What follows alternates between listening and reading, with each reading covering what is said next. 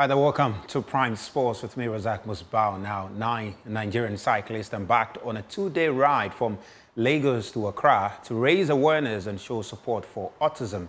The riders began their journey on Tuesday and arrived at the La Palm Royal Beach Hotel on Thursday evening. We've got more for you in this exceptional report, in this exceptional story in this report.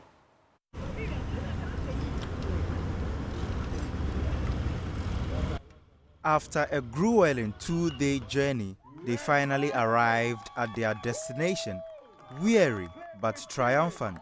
2024, and here they come. So there they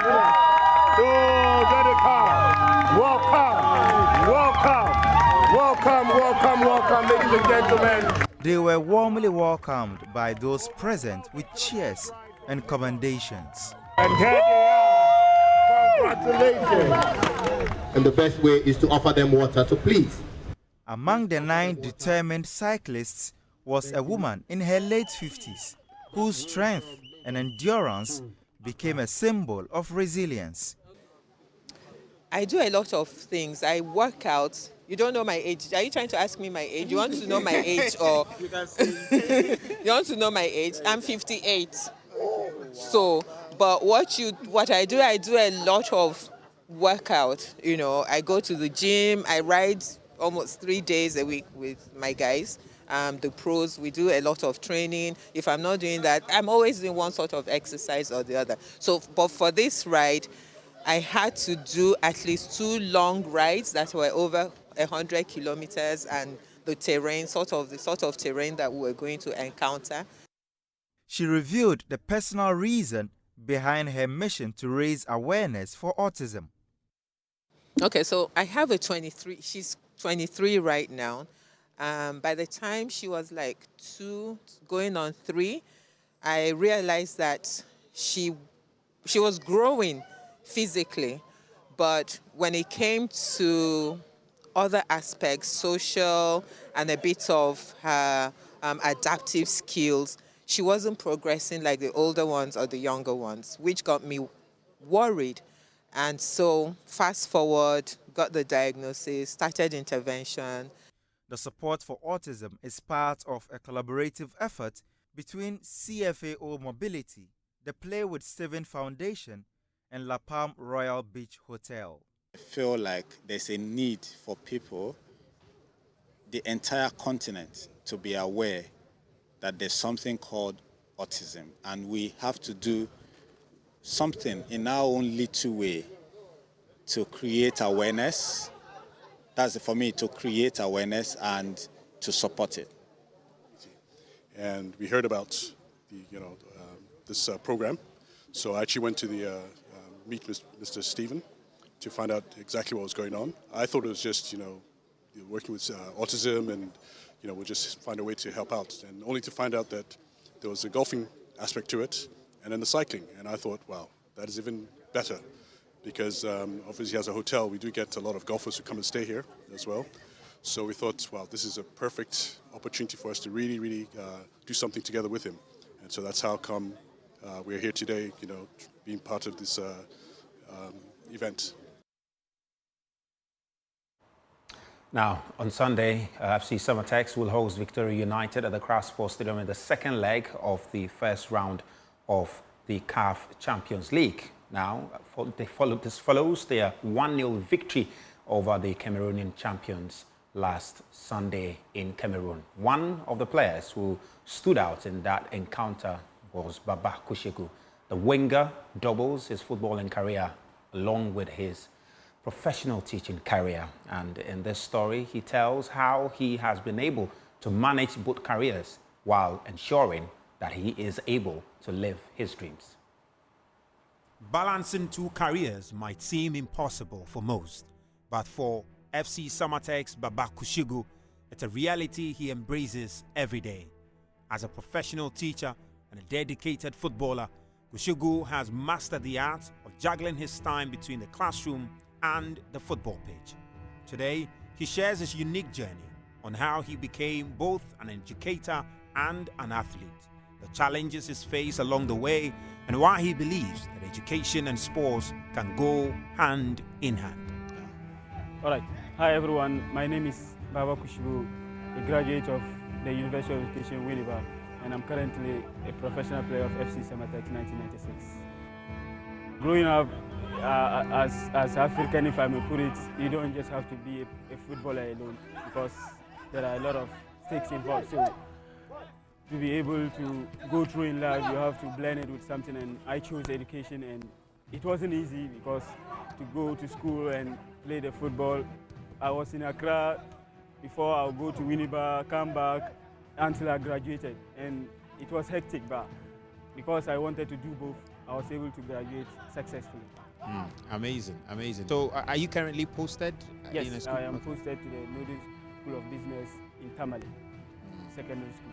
And I teach 2 subjects. I teach social studies, I teach government. So those are the subjects I teach. Kushigo has been balancing his football career with teaching for the past year, starting from his days at Real Tamale United. Even after his move to FC Samartex, the winger remains dedicated to his academic career, a commitment he acknowledges is genuinely challenging. Yes, it hasn't been easy. Sometimes you go to camp, then you go along with your small notes to prepare for the next class and then stuff like that. When you go to school, after then you just go to training. Sometimes you have to duty one of your colleagues if you are playing an away match to assist you, help the students to learn and those stuff. So it wasn't easy and it hasn't been easy, but we are all doing humanitarian cause, so we just have to sacrifice that little to help. And football, as you know, it's my career as well, so I don't just have to say because of the school or the education, I'll stop football and vice versa. But I'm able to combine both, even though it hasn't been easy. But there is a lighter side to it. It's beautiful. Sometimes some people will say, how come you are a teacher? Or it's not true, but sometimes it's about the determination. When you go there, some people know you to be teacher, footballer, others too don't know, but you take it as it is. Most of the time you go and the student will be like, yesterday we saw you on TV, we did this, but you are excited with him, so it's good, it's good. Babakushu believes in the value of pursuing another career alongside football. He strongly advises against dropping out of school or abandoning skills training for the sake of football, insisting those might come handy once football career is over. Yes, they shouldn't stop. Even not only being a teacher, whatever adventure you find yourself in, football cannot stop you from doing it. Whether it means in carpentry, whatever, because at the end of the day you have to stop the football. So when you stop, you must have something doing to be able to cater for yourself. Shugu was instrumental in Samartex's 1-0 win over Victoria United in Cameroon and is already gearing up for the return leg this Sunday at the CAF Sports Stadium as the team looks to advance to the second round of the CAF Champions League. It's going to be exciting as I'm anticipating, and as you can see, the training is very vigorous. We are gearing up towards the CAF and even the league in the nearest future, and we are all excited to participate in that event, and hopefully we'll go far in the competition.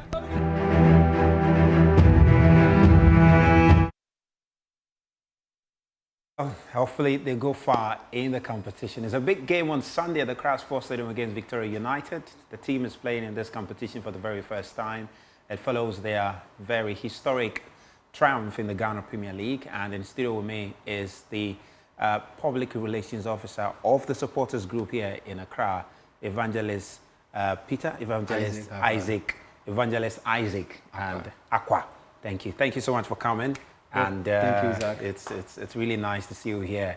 And I was just curious how long you've supported this club, because it's not often we see people turning up to say, I'm a supporter of FC Samartexs, so they're in Accra. Zach, thank you. And I will say thank you to your viewers this evening. It's been a long journey. I grew in Samurai Boy. Wow. That is where I had my kindergarten, my GHS, left to SS, came to Accra. It's been a tough journey. Me supporting Samartexs is not a news because that is a community we grew. Yeah. And we've been following this team, not today, because I remember in 2003 when Heart of Lions beat us 3-0 at the Jackson Park in Koforidua. Everybody in the town worked that day because that was when we were yearning to come into the Premier League. We went on for pre-off and it never came to pass. We played with Oko United. We played with 11 Wise at the Elwak. Also on the same note to come to the Premier League. It never happened. So last 3 years when we qualified, I saw something great coming. We had a first season and just last ended season, anybody that follows me on Facebook, I was able to predict that Samartex is going to win the league. Amazing. Lo and behold, we are here and this is fantastic because that is where, when I registered in JHS, I used to sit at the Samartexs Sports Stadium as my classroom. I never go to class unless they finish morning training. So this is something new to me. Happy to see it, and that's it. Amazing, amazing. Wonderful story there. Now, they traveled to Cameroon in the CAF Champions League. They won 1-0. And on Sunday, they have a very, very big game. We're just seeing the story of one of the players who distinguished himself, Babakushu, who moved from Real-Time United to the side. Number of players are hungry to put FC Samartex on the map. They've already done that in Ghana. They are looking to do that in Africa. And on Sunday is a crucial second leg encounter. You are looking to get, we've seen that the target is what, Operation 5,000. 5,000 supporters. I mean, tell us, what have you done so far to try and match up to that number that you've targeted? Thank you, Zach. I think last week they were in Douala to play Victoria United. Anybody that follows me, I predicted it's a done deal there. Notwithstanding, we are here for the return encounter. This is Samartex for you. We don't give any small chance. We want to utilize the day, make sure we put smile in the face of our supporters.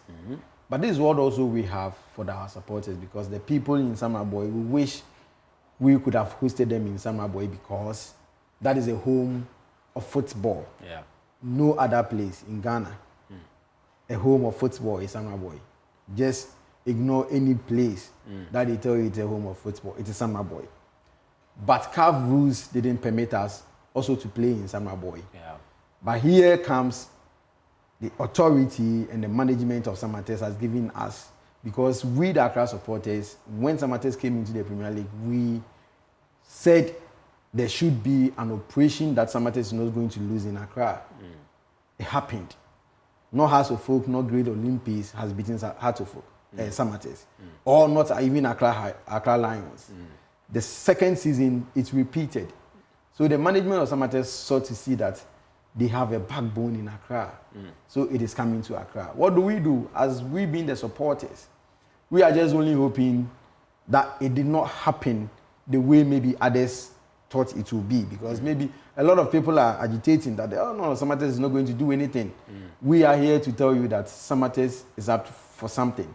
Come Sunday, we are making sure we bus supporters to the stadium, because you could all know that going to the Accra Sports Stadium on weekends after the game, it's hardly for you to get a car. So you're organizing transportation. So we are working on buses to bus the people to the stadium, make sure we take them back to where we picked them from. And that is what the Accra supporters are doing. And in connection with the management, it is going to work perfectly. Amazing. Well, we can only wish you the very best. We are hoping that you can go very far and make Ghana proud. And we trust that it's going to happen so on Sunday. Let me just pick prediction, scoreline prediction on Sunday. On Sunday. What is it going to be? Those who have been following me, I don't just open my mouth and talk. They should not expect anything less than 3 goals. Amazing. Amazing. Amazing. Should not expect anything less than 3 goals. Well, we'll see how that unfolds. We'll see how that unfolds. But thank you so much for coming. And just do with me as we tell you the story. Speaking what's going to happen this weekend in the English Premier League. And this is how it is all going to look at. So this is Brighton. We're playing Manchester United. And then Tottenham will play Everton. Crystal Palace play West Ham. Seeing Jordan Ayew and Mohamed Kudus in action. Okay, formerly Jordan Youth team. Well, Fulham and Leicester City, that's where Jordan you were playing against Fulham. Hopefully he will get his first start for Leicester City in that game. Then Manchester City will play host to Ipswich following their victory against Chelsea. Man City will be hoping to continue. Likewise, Arsenal will be looking to continue their winning streak when they travel to Aston Villa. Then Southampton will play Nottingham Forest. Bournemouth will play Newcastle. Then Wolves will host Chelsea. Liverpool would then play Brentford over there. Well, in the other fixtures, you can see in the Bundesliga, the action will start officially. The Bundesliga is going to start officially, and we're just going to bring you what will be happening over there. So Mönchengladbach and Leverkusen, that game is already underway. Leipzig and Bochum, then Hoffenheim and Holstein Kiel, then Mainz and Union Berlin. Freiburg will play Stuttgart, then Augsburg will play Werder Bremen, Dortmund will play Frankfurt, Wolfsburg will play Bayern Munich, and St. Pauli will play Heidenheim over there. Well, talking about Bundesliga, hoping that it's going to be an exciting one, and when we reconnect with Chris Harrington come next week, we can get some more updates on that. Well, that's what we have for you on Prime Sports tonight. I'm going to leave you with all that has been happening in player transfers in this Sports Bite.